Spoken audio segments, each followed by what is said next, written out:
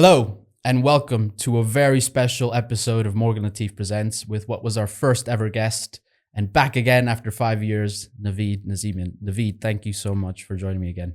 Thank you, Sam. It's a great pleasure to be here. And it's an ironic one because I actually did my very first podcast guesting with you guys. Indeed. And it also happened to be the very first episode of the Morgan Latif podcast. So as you say, it's a very special moment. And I remember that quite vividly. It was during the pandemic time when we It went. was indeed. Yeah, doing that together. I was actually watching the episode and we were discussing recently, I had the sun in my eyes. I had to create a pillow for it.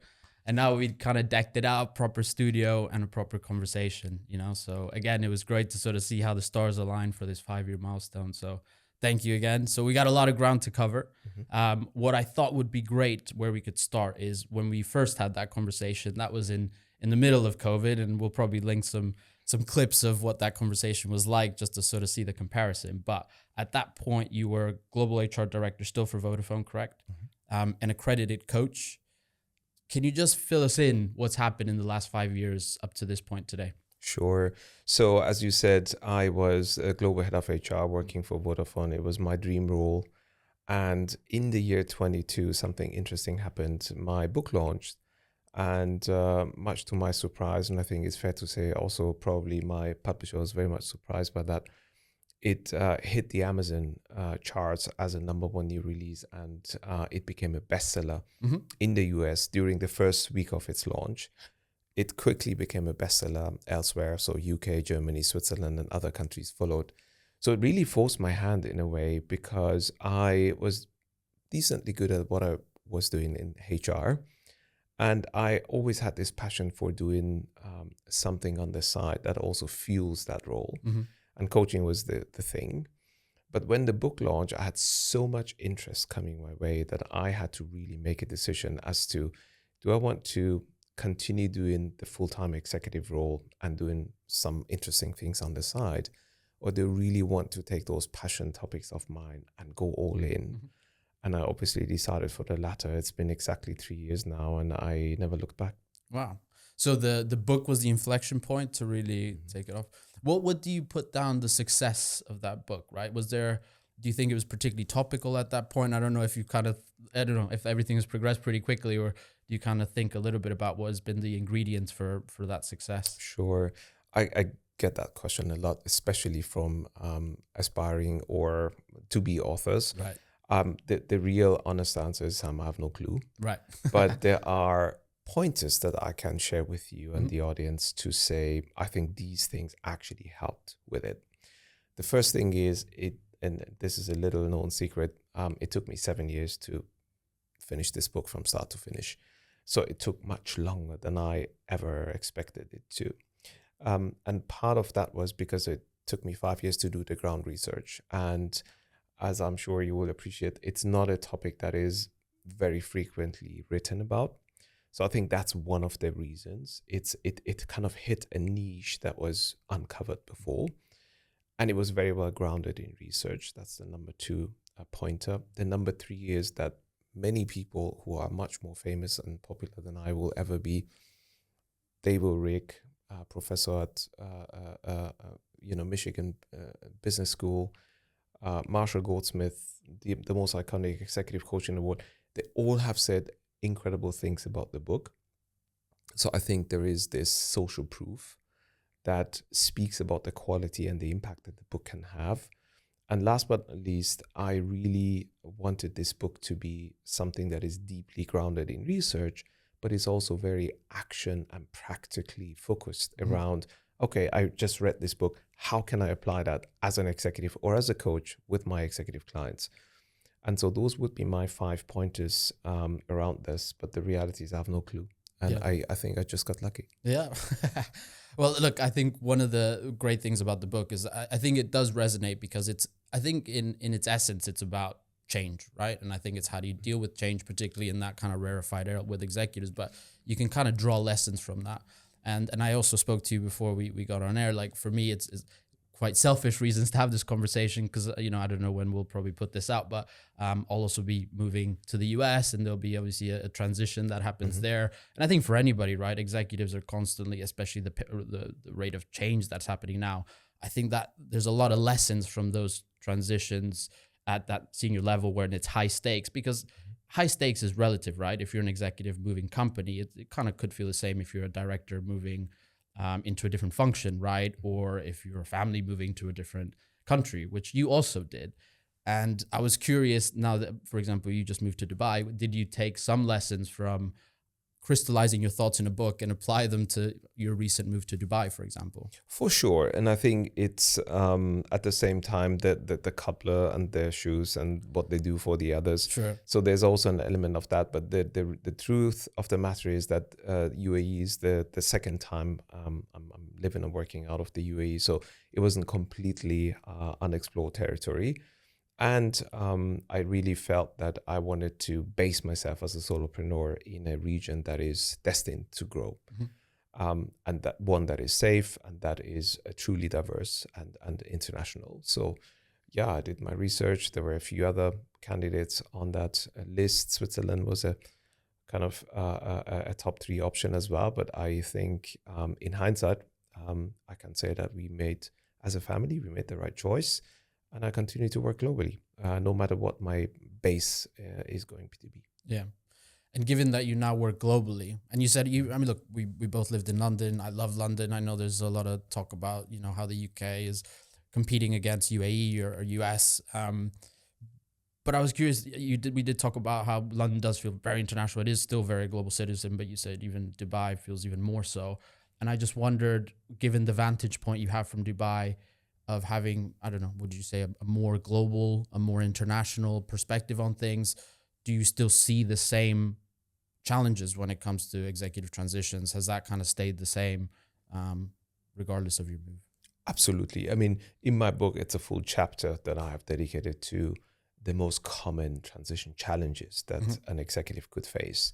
And one of them is the intercultural challenge, as in you move into a new territory and everything that you used to know and used to appreciate may or may not work in that new setting. So that's one aspect. But genuinely speaking, if I take a step back and look at the whole kind of landscape from an executive lens, I think the challenges that you have in the UAE compared to those in the UK right now in the year 25 when we are speaking are fundamentally different. I mean, most of the businesses that I work with in the UAE are growing single or double digit. I wish I could say the same about the other businesses that I'm working with in Western Europe. Some of them are growing, but most of them are either in a steady state or in a slightly declining mode, or having to deal with hyper competition and so on. So you also have to bear in mind that the GDP growth and the economic landscape, the competitive landscape, and the other things will shape the way you lead. And that arguably also has to find its way into the transition coaching support. Yeah. And look, when we first spoke, it was because we also believed hugely on the value of coaching, particularly from the search perspective, how you can kind of maximize success for an executive when that occurs. And I think some of the topics I wanted to cover is a little bit about how that's also evolved in the last 5 years, because it does seem there's more of a proliferation when it comes to coaching. But it seems like people also think of it more in a holistic way, which I think is in general a positive thing. But I'm just curious to sort of see also your take on how you've seen the perspective that executive coaching, how that's evolved over the last 5 years. Sure. And if I wanted to use a concrete example, I won't mention the name of the client, but up until I came to the UAE, I was always brought in as and when the C-suite appointment had happened. So Sam is becoming the CEO of this large organization, or Sally is becoming the CMO of this large division. For the first time, I was brought in, and I worked with one of the large investment firms in the region to coach 4 of their executives, of which I ended up only working with 3 because one of them was parachuted into one of the operating companies that they owned. They needed a CEO, and she seemed to be the perfect candidate for that. with the promise that these are very talented individuals. They're not at the exco level, management committee level, as they call it yet, but we want to invest in their executive transition readiness so that as and when they are ready to step up, they have everything they need, which is quite telling, right? I mean, the mindset that it's not like a necessary investment because now someone has been appointed CEO of the vertical of companies that they are managing, but they may or may not become it. What the company know is that they have talent and that they would like to invest in that talent.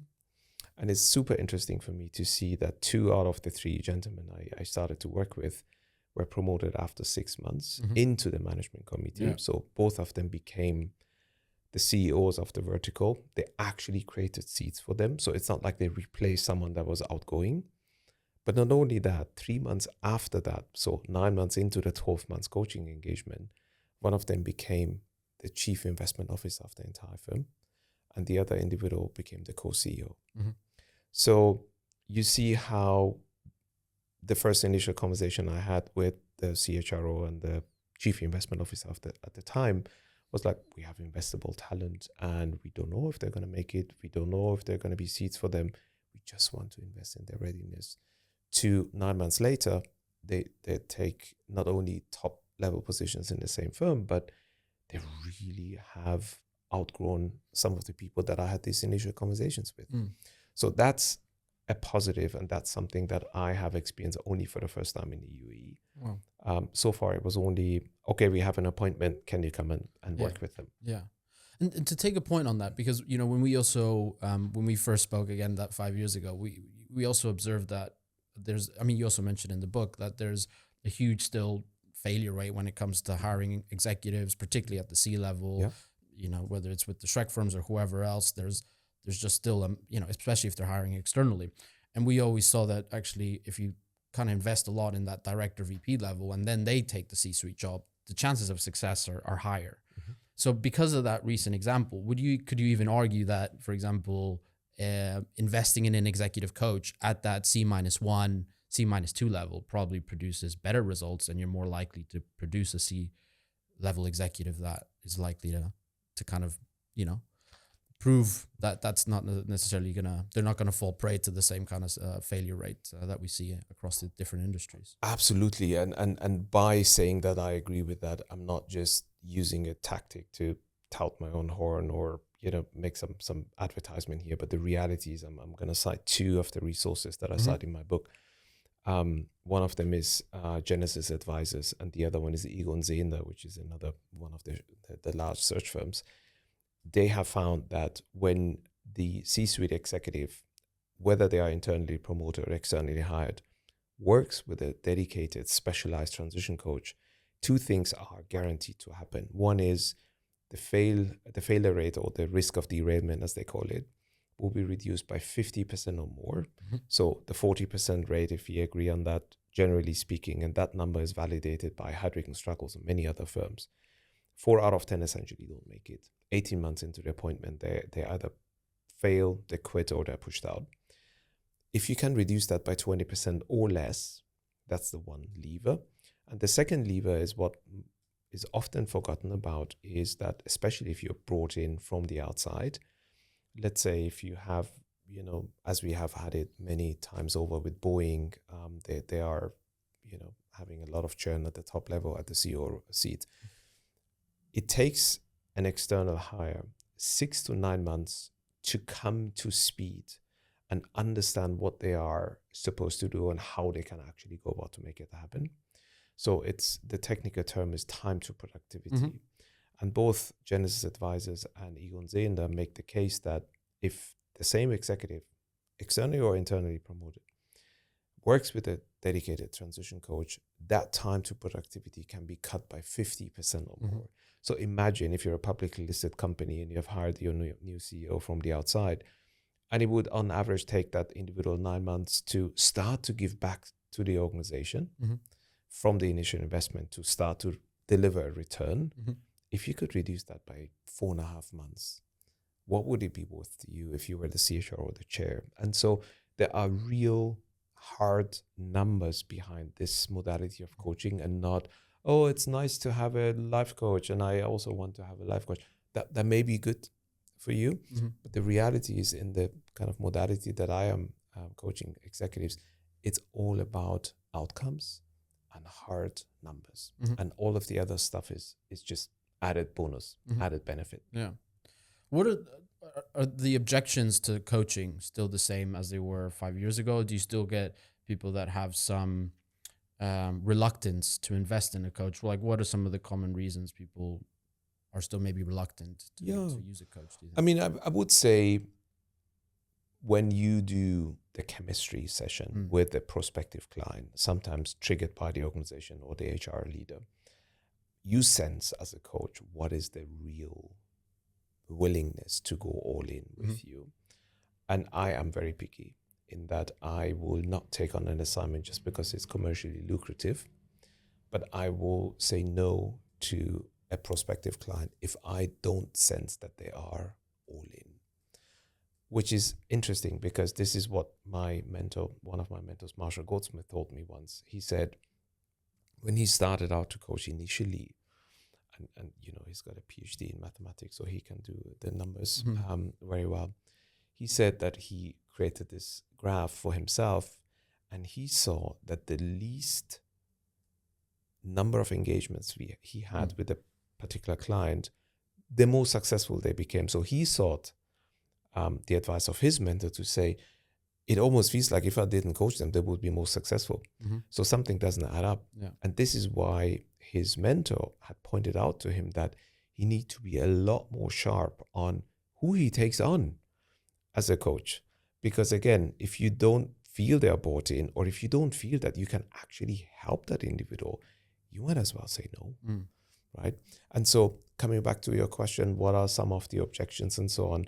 I think the first warning sign for me as a coach is, if I feel I'm having a conversation with a prospective client and all I hear is that they feel they need to work with a coach because someone told them, or because HR somehow is indirectly forcing them or bullying them into this, that is not a good reason to start. Yeah. And the second one is, really, I have had a lot of cases like this. Because they have been previously successful, they assume that they will be successful this time as well.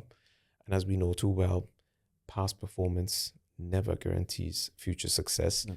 And that may be another reason why executives may not actually think of hiring themselves a transition coach, because they have transitioned twice or 3 times or 4 times successfully before. And God knows, they may actually be successful in the future. What I can tell them is they have a 60% chances of succeeding. Yeah. And look, the reason I asked that question is, as mentioned, I wanted to sit down with you for purely selfish reasons in some ways, not just because of my move, but there's also, as mentioned, challenges we have sometimes when with organizations. I think anybody that's had a coach, I think not just the data and the research that you quote, but it's clear if you've been in a sports team, if you've had any kind of coach, a parent, a friend, like we all know it's invaluable to have an outside perspective. But in the kind of corporate or PE world, whichever, sometimes that kind of triangle of invested stakeholders means that they can have sometimes not conflicting interests, but I think sometimes the concern is the coach not necessarily going to point them, especially if it's a corporation or a majority shareholder or whatever it is, they have this concern that maybe that coach will not act in the best interest of their investment or the company, but in the best interest of the coachee. What would you say to people that have that concern, or obviously would have those kind of challenges when they're saying, should we consider an executive coach? So, see, I grew up in Germany and I went to an American education as a coach. So my approach may be a bit different than other coaches. There are 2 things that I would bake into a coaching agreement, if it's a sponsored engagement, that will ensure that the best interest of the business and the coachee is served. The first one is, if it's a sponsored engagement, I think at a minimum, the organization should have an input into what desired coaching outcomes look like 12 months down the line. By the way, I did 3 months coaching, 6 months, 9 months early in my career as a coach. I have stopped doing those about 5 years ago. So I will only work with a C-suite client for a full year. A, because it aligns perfectly well with everything else in the organization, from performance setting, achieving the objectives, a results announcement, promotion cycle, whatever it is. Yeah. So that goal setting is super critical, because if the organization is investing in the coaching, they should at least have a say in what great looks like. And secondly, and I say that with a lot of respect, my most energy and intention and success undertaking goes towards the actual client in front of me. And I will actually sign an NDA with them, meaning if the company rang me up and said, how's Sam actually doing, right? I would tell them, I'm so sorry to say, but you have to ask Sam, right? So that way, what you make sure is that you really serve the person that is with you in the room, because you really have not to only earn their trust, but you really have to serve them well. But because the company has had input into the desired outcomes, that's how you align the two. And we'll make sure, I mean, it's a very obvious case to me. If the executive is successful, the company will succeed in whatever they want to achieve. Yeah. And that's kind of the way I do that. And the three-way conversation, as I call it, with the coachee, the line manager, if it's the CEO, it will be the chair of the board, and optionally the HR person. We will repeat that 6 months in. So 6 months into the desired outcomes alignment session, we will then meet in the same set of stakeholders. And then it will be not so much for me or the coachee to speak, but for the stakeholders to share feedback as to how is he or she doing? Do they see any noticeable difference if there was a behavior change they wanted to see, or if there is any business outcomes they would like to see? Yeah. Is there any progress made so far? And sometimes I have these very ambitious leaders, and it happens to be correlated. The more senior you are, the more ambitious you become. That they are very disappointed if there is not a glorious feedback shared with them after the 6 months pointer. And I actually see that as a positive sign, because there's another 6 months where he or she and I can work on those. And the more clear the organization is around what they would like to see, the better, the easier it is for us to start to align around that. But you say that, and then you're right? If you probably achieve the highest levels of organization, certainly a lot of ego involved at some point. But you also said in the book that part of that, those first 6, 12 months, you have to have that learner mentality, right? Like kind of, so like, I just wonder a little bit how those things kind of, how do you navigate that, right? When you're also working with an executive, and I don't know if is the 12-month tenure, is it the same for C-level as it would be for a director or VP, or Yes. it's exactly the same, you think, right? Yeah. You need that time to, Yeah. okay. And so how do you also, because I think they will have gotten to that position because they're great learners, they have a growth mindset, but then at the same time, as you said, there's that kind of egos, they want this great feedback as well. So how have you navigated that at times as well, when you also have executives that are already managing these huge, organizations and scope of responsibility? Because I think also sometimes, like, it's kind of that, I think it's that openness to sort of receive constructive feedback and kind of that vulnerability in a way. And I think there's a lot more openness about that. You see CEOs that you don't no longer have to always project that I think that strength position. Although, markets do look at that for sure as well. But I just wonder, how has that also changed a little bit in your view, that people, CEOs or any C-level executives, they're more open to that coaching because they're willing to sort of take on that feedback? Because that also, have you seen that evolution also? Yes and no. I mean, you want to learn all my trade secrets, and I have no problem to share them with you. So the first thing is, when I start the engagement, I already talked to you about the three-way conversation that we're going to repeat 6 and 12 months into the coaching. There's 3 other one-off instruments that I use right at the outset. The first one is a Hogan assessment. I use a particular assessment called the Hogan Leadership Forecast Series Plus Summary. And that is a very, very insightful, it's probably the most scientifically validated and reliable psychometric out there, where the executive itself assessment, so the executive answers all their questions, gets 3 pointers around themselves. One is, how are they when they are at their best? We call them the bright side of personality traits. The second part is what actually gets the best out of them. It's called the motives, values, and preferences inventory. And oftentimes, by the way, when we see executives failing after a short period of time, there's a strong mismatch between what they individually prefer and what the organizational culture is offering them. Mm-hmm. And the third and most important part of that 3-part survey is the dark side traits, meaning what is it like to be around Sam if he's pushed into a corner completely stressed out? Mm-hmm. He may not be the happy, bright, fun individual to be around. So that's the first assessment. The second one is I do a particular framework. Marie Nord is the name of the lady. So she's a coach as well. And she's designed a particular methodology. It's called the Client Life Journey Intake Interview, mm-hmm. where we go back. If you were my client, as an example, you and I will sit in a room that is not a room like this. It's not going to be your boardroom mm-hmm. or a hotel room. It may be at the mountains. It may be at the sea. It may be in the forest. And all I do is, it takes half a day to do that interview with you. Ask you 5 simple structured questions. And we go all the way back to your earliest memories you have from your childhood and work our way through the different life stages you've had, such as primary school, secondary school, university, first job, second job, and so on. And by doing that, what we try to uncover are what we call mental models, mm-hmm. or what is your autopilot, if you wanted to use a different word.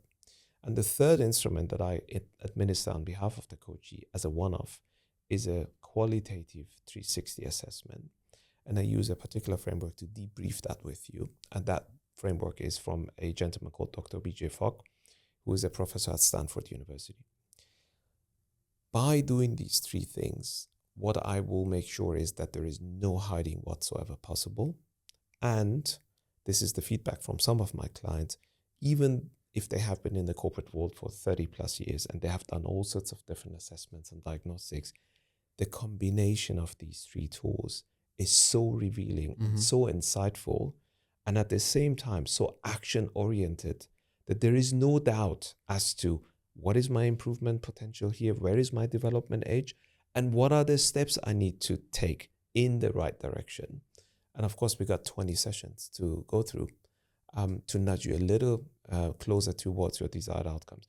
And that's how the process always works. Yeah. Marshall Goldsmith only gets paid when his clients make progress. Really? And he measures that So in a quantitative 360.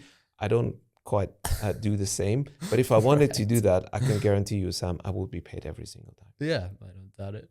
I mean, we went through a similar exercise when we started the company with Oliver, and we got a coach who was an expert in kind of crystallizing the story and what your values are, because that's what we wanted to get.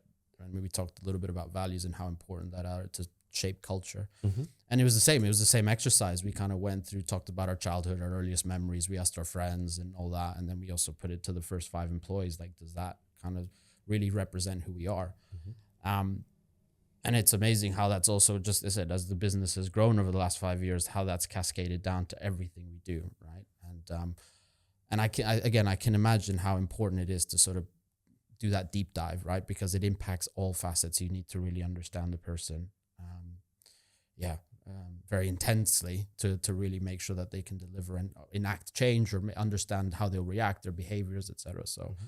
Yeah, it's really interesting. Do they get to choose the place, or do you kind of suggest a place in terms They of... get to choose the place, as long as it's not the boardroom. That's the only place I will not accept, because what I want to enable them to do is not to feel entirely in their comfort zone, mm-hmm. which again, I mean, I have no problem coaching them in the boardroom. Sure. But for this particular exercise, I really prefer a place that is not their natural habitat. Yeah, makes sense. I also wanted to talk a little bit about... you talked about this onboarding phase, actually the pre-work before you actually start, being as important, right? Can you deep dive a little bit? Why do you hold that belief? Because I have some views also, having hired a lot of people now and also seen executives and how important that is. But I'm curious to get your take on why you also placed a big emphasis on that in the book. Yes. I mean, it's interesting for me to observe that still today, the book that is competing with my book in the bestseller charts is The First 90 Days. Mm-hmm. That book was written 21 years ago. Right. It has sold 1.5 million copies. It's one of the top sold management books of all time. And as much as I love the simplicity of, you can just sit on your hands, wait until day 1, and then get going, and you're done until after day 90. Yeah. That may work for a first-time manager. Mhm. That may work for a staff and employee, but I yet have to see any executive leader that is able to successfully transition over a 90-day period. Which kind of brings me to the framework that I created in my book. It's called the Double Diamond Framework. Mhm. And it is a 7-phase framework that lasts 12 plus months, of which only phase 2 is the first 90 days. And that is my short answer as to why a first 90, 100, or 120-day approach is never sufficient for an executive leader. The simple answer is because it's only one of the 7 phases. But that brings us to your question around the pre-boarding phase. Mhm. This is the work of another gentleman who was actually a colleague of yours, who was a senior search firm partner with one of the largest search firms in the US. And he sent me his book manuscript at the time. This is now 10 years ago. And his book, unfortunately, didn't quite reach the same fame as the first 90 days did, which was, the title is Before Onboarding, Critical Strategies to Onboard Yourself Before You Have to. And the idea that he had is that somewhere around the minus 90 to day 0, there are many concrete actions you can take to onboard yourself successfully. Mhm. You do not have to sit on your hands and wait until day 1 to do that. And certainly you will not be done after 90 days. But that really kind of shifted my attention away from the first 90 days when I was doing the research, and really to have something concrete that the executive can do before that. And some of the examples I can share with you, and he's created a questionnaire for the executive that they ought to go and ask of key stakeholders. What does success look like in this company, in this position? What are some of the must deliverables? What are some of the no-nos that are written nowhere in the policies and the manuals of HR, but that you consider an absolute no-no in this position, in this particular level? And so he's tweaked those questionnaires around the line manager, the peers, and the direct reports of the executive. So he also takes a 360 view. And that is just one of the 7 phases. It's the first phase in my Double Diamond Framework. I call it Discover. I don't know about you, Sam, but I will never remember more than 3 things at the same time. If you were to take the first letter of each of the 7 phases and you add them up, you get to the word diamond again. And that's how I remember my actual 7 phases. Yeah, interesting. And I'm interested with that pre-onboarding. Like, how is that best? That information is that just scheduling regular meetings before you start? Is it just receiving an information pack? Yes. Like, what's also, because as you said, I think you mentioned there you can only remember 3 things, but how you absorb information also I think plays a role on how you execute on it, right? Yes. So Yes. So what's your suggestion on ensuring, said that kind of pre-onboarding information that you need to hopefully get up and running is best delivered and best absorbed? So a few concrete examples. Every organization that I have worked for has got an annual offsite of some kind. Sometimes it's combined with the strategic review of the business and the 3-year strategy being revised. That then translates into the annual plan or whatever the format is. That is a key event. It may or may not fall in your first 90 days. And so would you like just to sit out because you have technically not started in your position if you're the incoming CEO? Or would you damn want to make sure to be there because that event is going to set the next deliverables for the 3 years to come? So that's one of those things you can do. Even if you're not the group CEO, you're just an FD or an HRD or a marketing director, that's kind of C-suite -1. You really want to attend that event because that is probably the best event where you can start to network with the top executives of the entire company, globally speaking. So that's one of the concrete things you can do in the first, -90 to day 0. The second thing you can do is, and that obviously depends on the situation, if you have been announced, if there's internal awareness around your incoming and so on, if that is the case, you can start to interview your predecessor. You can, if they can know about you, your incoming. Well. Of course. And if the predecessor doesn't exist because they have been fired or they have, left the role already, there will be an leadership team that you will inherit. How about you start to reach out to that leadership team to make yourself known about them and to start to answer the questions they have. They probably want to learn more about you as well. So you see, there are many things that the executive can do even before they are technically enrolled. And let's face it, Sam, I mean, I've transitioned 6 times in the 26 years that I spent working for large corporates. I have never repeated the industry, meaning I went from industry to a new industry to a new, and I did that 6 times over. There are many things you can learn about that new industry, that new company in that time period a lot more effectively than if you're already in the role and you got everything coming at you at the same time. Yeah. So these are just 5 ideas around very concrete things you can do without being enrolled or without having to wait until you're technically appointed to do that. Yeah. And I suppose, I mean, look, it also depends obviously on the length of garden leave. I mean, in Germany, you have 3 months from end of quarter type notice periods. In the US, it's going to be a lot shorter. So depending on that runway that you have, some of those things might be, I suppose, more, but squeezed, even if it's a week. Yeah.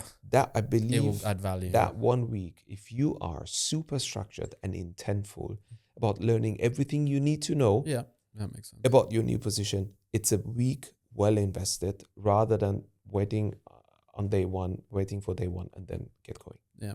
But you've been an HR person, right? So do you coordinate with HR to make sure those things happen? Do you take it on your own initiative? What do you suggest, having worn the kind of the global HR hat yourself? Absolutely. And this is the irony, Sam, that even those organizations that have the most eloquent, perfect day onboarding programs for the majority of their population, they rarely have something dedicated for the top level of the same organization, because there's this inherent belief that if you have been a successful executive, you know it all. You know everything, right? And all you need to do is just to figure a few things out about this particular role, about this particular division or organization, and then you're good to go. But the reality is, and I want to use an actual example. So one of my corporate clients, LVMH, this is Louis Vuitton Moet Hennessy. They are the largest luxury company in the world. They have over 200,000 employees, of which 950 are top executives. They have had a transition program dedicated to their top executives for more than 10 years, because they know that out of that 950 population, 30 to 50 any given year will take on a new key role. And that means that they want to give them the best support. And that means that people like myself are brought in to support those executives in transition. So that's the other end of the spectrum, from doing nothing and let them essentially sink or swim, to be super intentful and structured and supportive to make sure that they have everything they need to succeed. And I can't really share the actual numbers, but I can guarantee to you that if you look at the tenure of those executives in the wider organization and the average tenure of the same level executives in any other company that doesn't do anything, it will be beating that benchmark by a mile or more. Interesting. Well, out of curiosity, why is it the 100 days or 90 days that people still focus on? Because you see it also with the presidency. The first 100 days is so important. And I think from always my perception was that if you don't get it right in the first 100 days, you're kind of always set up to failure. Do you think that's still the case? Because again, you talk about different companies have different views on that. But again, curious to get your take on that. What seems to me a bit of an arbitrary number, but do you still think that's the case? Well, if you don't get it right in 100 days, obviously you're suggesting a longer tenure, but I'm just curious on that specific, as you said, kind of, I don't know if it's still a myth now, but just those 100 days being so key. What are your thoughts on that? Absolutely. I mean, I do not want to belittle the idea that the first 90 days gave to the management world, which is you can be more structured about your onboarding. The reality is, though, that whether it's 90, 100 or 120 days, and I have done the research on that, you really can't cut it at any particular point. So you can't say, oh, a first 100-day approach is better than the first 90-day approach or vice versa. The reality is, and this is why it took me 5 years to come up with this wonderful framework, it takes roughly 12 to 18 months to transition successfully at the very top. Mm-hmm. And the first 90 days are one of the key phases. But there are many more, 6 others, Mm-hmm. where you have to really be intentful. And the way the Double Diamond framework works is I have the first 3 phases. I speak about divergence versus convergence. Divergence meaning collecting points, collecting data, collecting information. And as soon as you move into phase 4, which is your day 120 onwards, that's when you need to move into convergence, meaning, yeah, you could spend all your life collecting data and information, but at some point, you need to come to a conclusion and to make your big bets, to say, these are the 2 or 3 big initiatives I will support in my role as a CEO. Mm. And so that's when you have to shift your focus from being wide open to kind of narrow it down to a bit of a tunnel, Mm-hmm. and to have something at the end of the tunnel that you ought to achieve in the first 1, 2, or 3 years. Yeah. That's one of the unique things about the framework. The other angle that I want to take is the last of the phases, which again finishes with the D because of the word diamond, and that is the develop phase. The first and the 7th phase are the ones that are most often skipped, because even those executives and those companies that want me to support them with the transition coaching, they have somehow this first 90-day idea. And so only when they are appointed, they bring me in, which means that we have already skipped phase 1. But the phase 7 is the one that is most often skipped if the executive doesn't work with the coach, because this is the phase where I would actually sit down with the executive and say, okay, Sam, let's reflect on the last 12 plus months. Mm-hmm. What were some of the things that you had planned you wanted to get right and that you actually didn't get right? What did you learn as a result of those mistakes or wrong bets and so on? What were some of the things that actually came to you as a surprise? And now, if you were to transition again in the foreseeable future, 3 years down the line or 5 years down the line, how might you embody these learnings going into a future transition? So it's the reflection time. It's the reflective space that we know too well. I was an executive myself. And we rarely make time for. But as we know too well, at the same time, we are a lot less likely to learn from our successes and highly likely to learn from our previous mistakes, especially if you take the time to explore what actually went wrong and how might I want to tweak this going forward. And so those are just some additional aspects about the Double Diamond framework. Yeah. Yeah. And again, on that point, I can't agree more. Like a lot of the times when you're just going, a coach allows you to have that pause to just reflect, because it's very hard to sort of block out 30 minutes in your day to just say, I just want to think about what the last 12 months has been. And I think even we have internal coaches in the company, and I also find it hugely valuable when I sit down with her and sort of we just talk about what's going on, what are the issues in the company.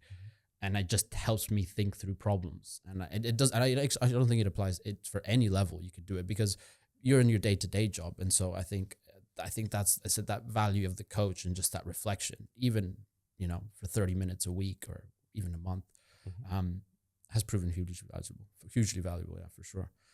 I also wanted to talk a little bit about, because you mentioned the LVMH example. And on the book, I think, and you can correct me if I'm wrong, a lot of the assumptions, implication is that, it's more applicable maybe to an external move. So moving from a company to a company, or actually it could be used for anything. So put it simply, could the framework be used for any move, be that moving from a company to another company, or a function to a different function, or from a region to a different region? Is it equally applicable, or is there some nuances or some added context that you'd have to adjust for with the framework? Yes and no. So the framework is the framework, and whether you are hired from the outside or internally promoted, it will be applicable to you. What is going to be different is at each phase, and so you see the red button on the front cover that says includes workbook. So that was another year that I invested to really create a workbook where people don't have to create their own crappy Excel spreadsheet if they wanted to use the framework, but I actually give them the full framework to use and apply. And so what I do every single phase, so phase 1, phase 2, and so on, I lay out to them what are typical activities that I have observed happening during this phase, and what have others, that when I've done the research and interviewed a bunch of other execs, have told me that is typically common during this phase. Now, if you were to go a page further on the workbook, now what are the typical challenges that other executives are facing during this particular phase? Mm-hmm. And what are typical derailers that really makes them go the wrong way? And now over to you, and this is the work that the executive does with the coach. Mm-hmm. What are some of the challenges that you expect uniquely coming your way with everything you know? And arguably you will never have the perfect information level. And what are some of the derailers you expect to be confronted with? And most importantly, what are some of the mitigation strategies you want to apply to overcome those? And that's how it will be different if I were to do this with you and if I were to do this with someone else at Russell Reynolds, because their challenges may be uniquely different to them. Mm-hmm. And so that's how you still apply the same framework, but you go all in around tailoring the challenges and the derailers to the individual and their unique circumstances, rather than to say, as the first 90 days says, here's the cookie cutter approach, how we can overcome any objection in the first 90 days. Yeah, interesting. When we had the first conversation, we went through kind of how do you choose an exec coach? And I remember you saying, look, because I asked, is it more valuable to have a coach that kind of went through that same transition as you, right? So if you're a global HR person, is there more value in you also coaching a global HR person that has gone through a similar transition? Is that still the case where you were firmly in the camp that, look, it's about having that chemistry session with the coach and understanding what are the outcomes you want, and does this person have the track record to deliver that? Mm-hmm. Do you think that's still applicable today? Has anything changed again since we last spoke based on that advice? I do still believe the same thing, which tells you how old I am. But the reality is, and it's very controversial to say that, by the way. I mean, if I wanted to take a step back and look what the International Coaching Federation defines as coaching, it doesn't really matter what background you have, what education you have, as long as you're a professional coach, you can coach anyone on anything. Mm-hmm.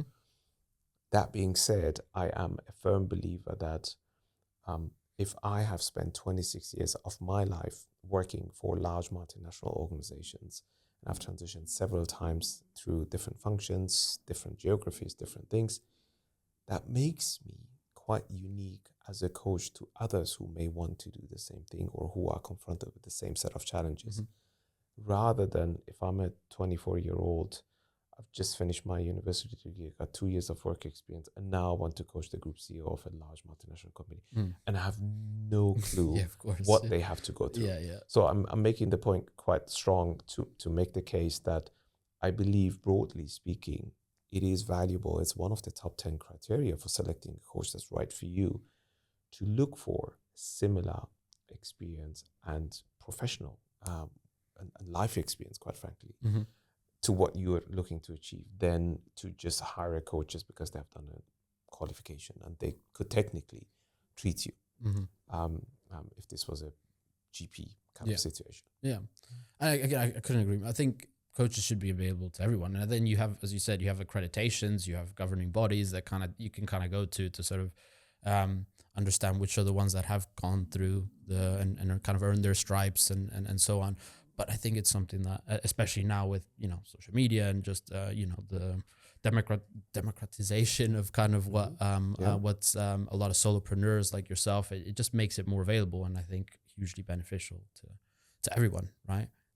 When it comes to choosing, have you found that also there's more uptake in general in people just wanting to use a coach, not just on the corporate side, but I think also incorporating other areas, because you now get coaches, I think, for everything, right? Like extend into nutrition and lifestyle and mental well-being. And do you see that also there's now more options for people when it comes to different areas, which will also impact their performance in the corporate side of things? Absolutely, right? Absolutely. And again, look, if I wanted to run my first marathon and I'm a casual runner, of course, I could buy a bunch of books I could go on YouTube, I could check out a few resources, I could speak to a few people, I could do it all kind of by myself. Yeah. And I have a decent chance of actually running a marathon.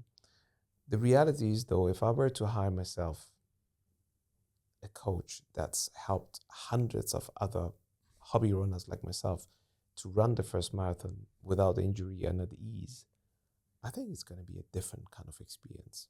And that's where kind of I make the distinction between, I mean, you have a 60% chance of succeeding. But if you really want to go all in and minimize your chances of derailment and maximize your time to productivity and get so much more out of it, a transition coach may be right for you if you're about to hit the next level promotion. So that's kind of the simple analogy I use. Yeah.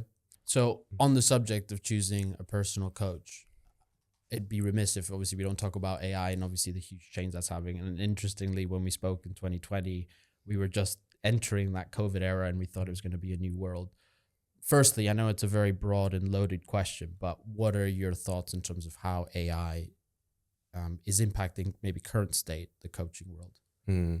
So there are a few things that are shaping the world as we speak, and AI is clearly one of them.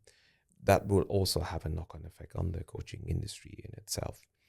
What is kind of my take on that is pretty similar to what seems to be the current going belief in that AI can be a powerful tool to enhance and further optimize a coaching engagement. At this stage, unless you're a rookie and you really don't know what you're doing, I really can't see ChatGPT 4.0 or any of those large language models really replacing the human connection. The reason I say that is because there are many things that we pick up as experienced coaches that an algorithm will have a hard time to pick up, such as not saying a particular topic or not wanting to go there. And so I have no idea how an AI would pick that up if all it's based on prompting, either speaking or typing a text into it and then getting some response in return. How is it going to deal with what's not being said? Just to use a concrete example. That being said, I mean, if all you do as a coach is to give cookie cutter kind of, questions and responses to your clients, you probably have been outdone now already by some of the better large language models out there. Yeah. But my real belief is that humanizing leadership and humanizing coaching is a trend that is actually going to be further amplified by the existence of AI, not to be replaced by it. That's my belief. Yeah, and we're in a similar position, right? Because as a search firm, we're also, I mean, there's certainly a human element to what we do, and people certainly would think when they're making these big decisions, they want to also kind of look another person in the eye and kind of get their take on it, because they'll understand some of the emotional cues and the kind of the decision-making framework that a human would use. But then I try to steelman the other argument, and then this is what I wanted to get your take on it, because you could also say, hey, look, an AI will be unbiased, and they can also have a much wider breadth of knowledge, which they can leverage to give you kind of almost unbiased, unfiltered advice. And then you see it a lot now more, like a lot of people using AI for like a therapist or improve their mental well-being, or that you can use it for. And I was listening to Sam Altman say like the legislation isn't catching up because more and more people are using it now for that.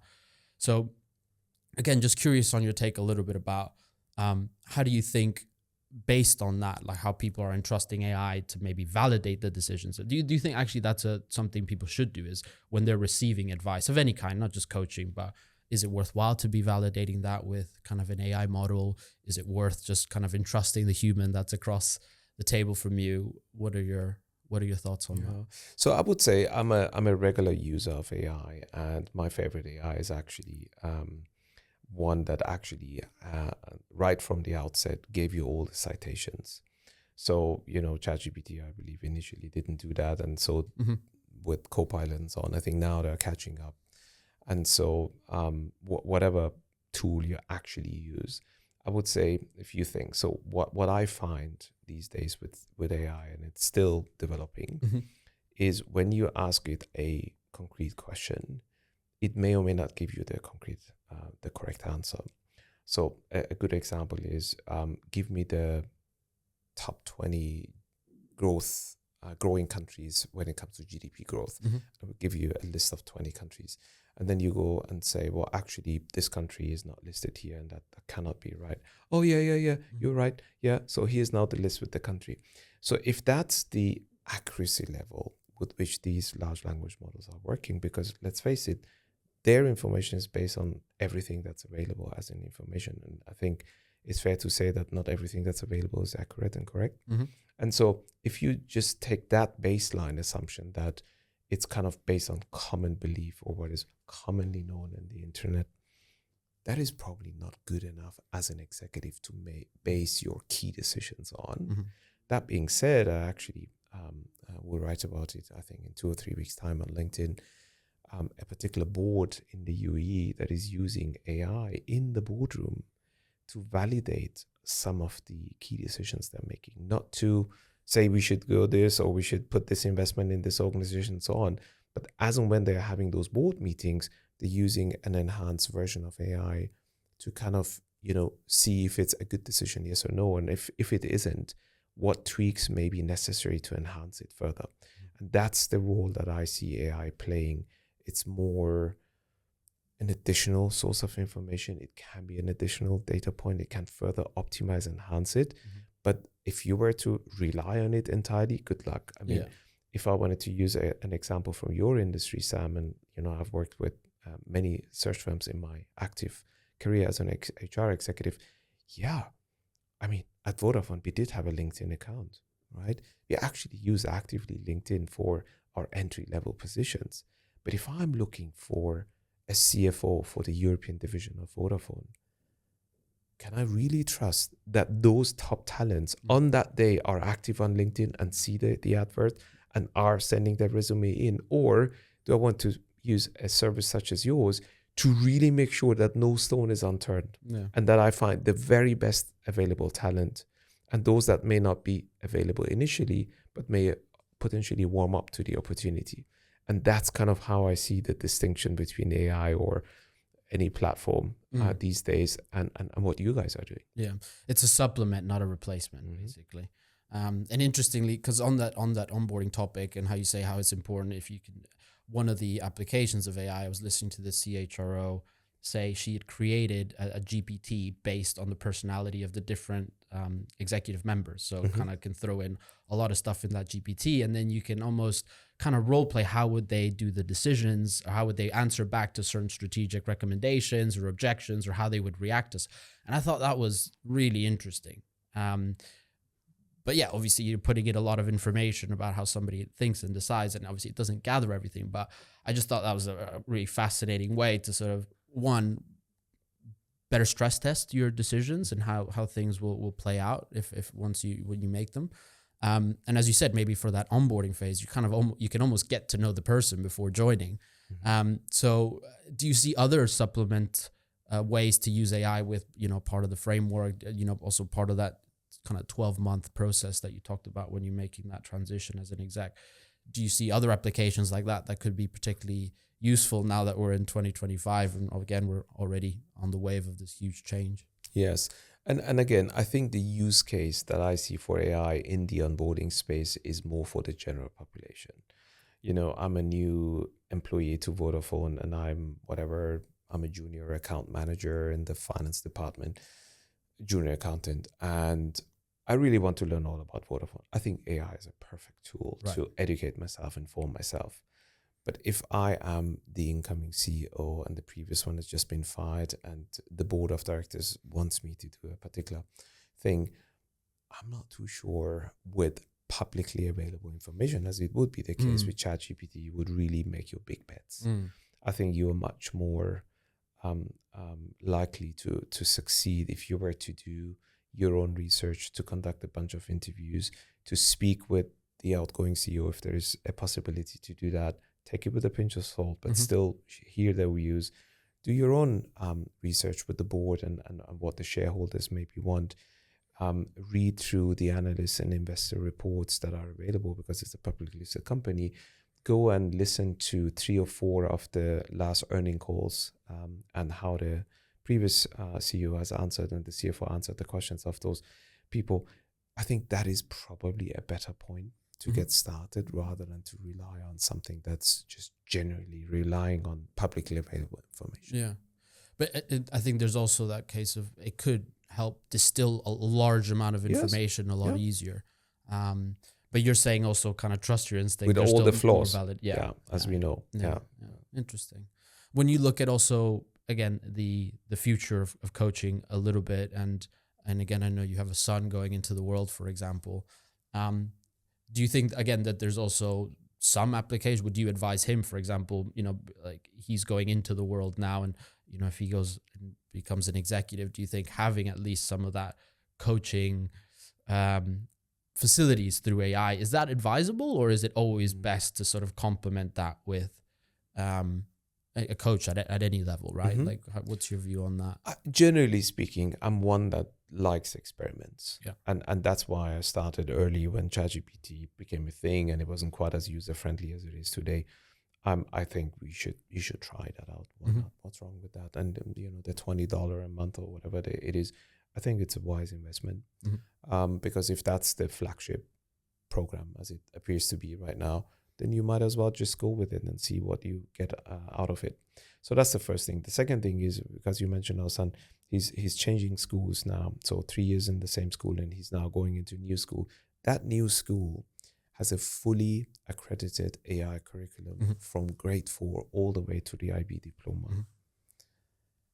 That is just incredible, which means that he will, at the age of 10, be accustomed and used to use a large language model as part of the instruments that are available to him. They're already having an iPad since grade 2. So they are very much, technology savvy by now. Funnily enough, he never needed a manual to get going, although he never had a device before. So I think it's only a matter of time until the world of academia and all these other words catch up with what is the latest available technology.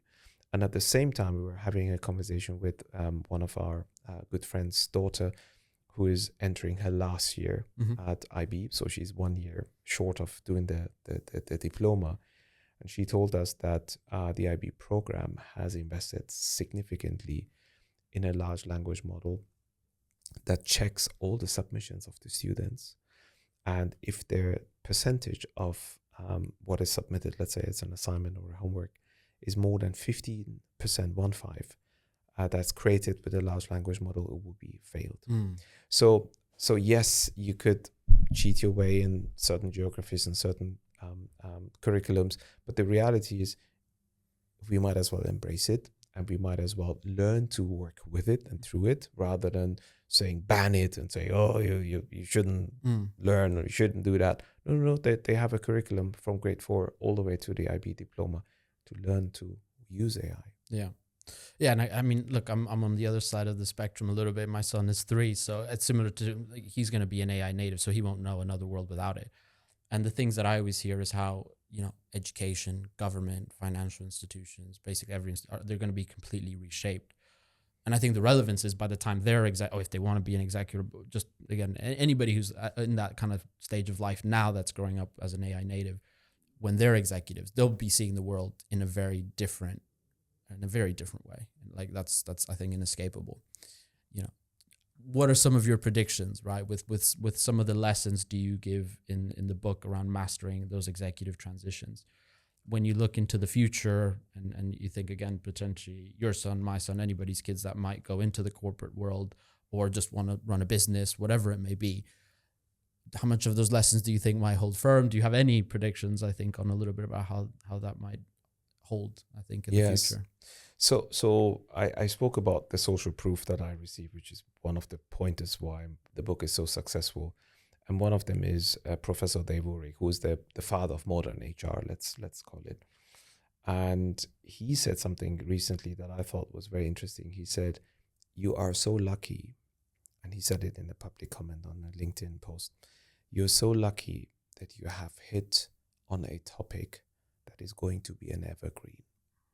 I didn't quite understand what he said at the time, but I think by now I have a better idea around what he meant, which is, again, when my book launched 3.5 years ago, Sam, there was no ChatGPT, there was no AI available to the public, people like you and me, unless we were, I don't know, working for IBM on the Watson program or something. Yeah. We had no idea what it is. Now, what he meant is, if I again take a step back and look at the double diamond framework, and one of the exercises we haven't talked about is the 5 C's. This is the context, this is the culture, this is the confidence, these are the commitments. If you think of that sort of a framework, whether it's AI today and 10 years down the line, it may be actual robots or whatever, you don't have to predict any of that. But if you keep your framework broad enough to allow for those things to enter the coaching relationship and conversation, you're probably betting on the right thing. And that's going to be my advice to you and your listeners, which is 5 years ago, there was no job advertised as AI prompter or engineering for whatever. But today it's a big thing, and we know how much the top players are paying to headhunt those from one another. Yeah.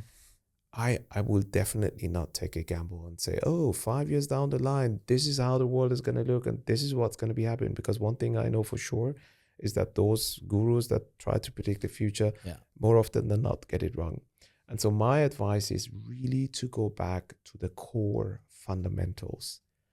Context, arguably the largest of the 5C, the biggest one, is never going to go away. What enters the field as what is contextually relevant for this particular transition may be different 5 years from now, but context is still king. And that's how I try to work with this. So to have a framework that is action-oriented, focused, but broad enough to allow for these emerging themes to find their way into the coaching.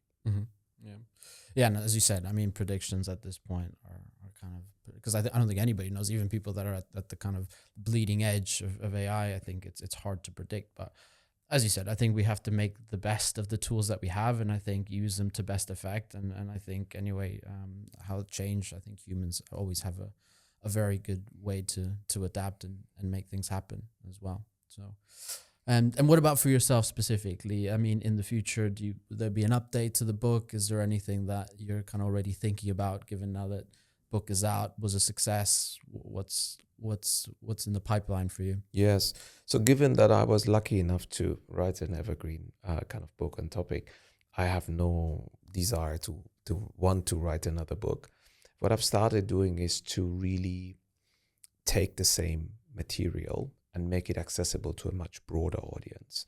So in November last year, I ran a pilot training program for qualified coaches who desire to become certified transition coaches.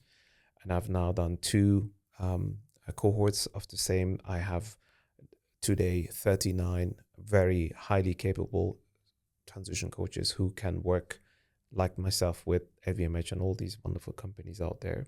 So that's going to be something that I want to make more accessible, because as I said, there isn't a single training program today available that takes a qualified coach and teaches them everything they need to know to become a competent transition coach. And the other angle I want to take with the findings of the book is going to be launched just before Christmas this year, which is going to be an immersive e-learning journey for those leaders that may not quite be ready to do the one-on-one work with someone like myself, but want to get more out of reading just the book.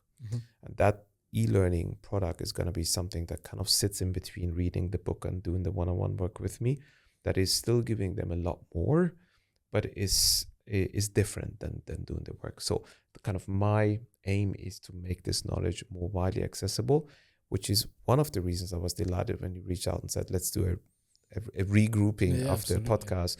I've done this is the 53rd podcast episode that's invited me as a guest. And that's one additional way how I make this knowledge and this field of work accessible to wider audiences. Yeah, absolutely. And I said I couldn't, I think I said coaching is invaluable. And any final advice, I think, for audience, when if they're still considering that may have not have heard the first episode, we'll obviously link it, but Any final bit of advice if anybody's considering a coach, looking to find a coach in this day and age?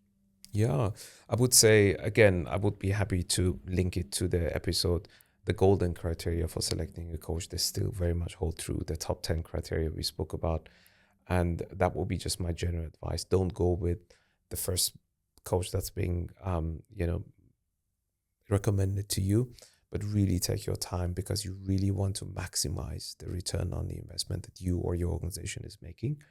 And at the same time, it can be a very, very value-adding exercise if you get it right. Yeah. Well, look, Navid, you were the first guest on the ML podcast. We were the first ones to host you. So I just want to finish on saying thank you. When Oliver and I, it was just me and him in our living rooms trying to work and trying to build a business together.